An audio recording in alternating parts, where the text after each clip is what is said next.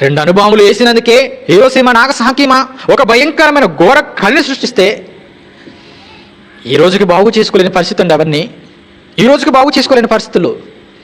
ఎందుకు ఇంతటి భయంకరమైన అణుబాంబులు? ఎందుకు మనిషికి మనిషి శత్రువు అవుతున్నాడు? మనిషిని ఎందుకు చంపుకోవాలనుకుంటున్నాడు? మనుషుల మధ్య ఎందుకు మానవత్వం లేకుండా పోయింది? ఎందుకు ఈ ద్వేషాలు? ఎందుకు ఈ పగలు? ఎందుకు ఈ ఈర్షలు?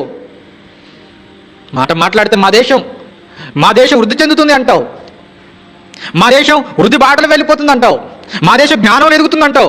ఏంటి మన దేశాలన్నీ జ్ఞానంలో ఎదుగుతున్నా? ఏ విషయంలో ఎదుగుతున్నాయి? చంపుకోవటంలోనా?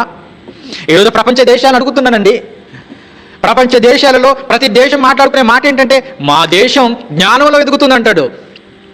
జ్ఞానంలో ఎదిగితే చంపుకోమని చెప్పిందా? ఇదేనా అభివృద్ధి అంటే? వద్దండి.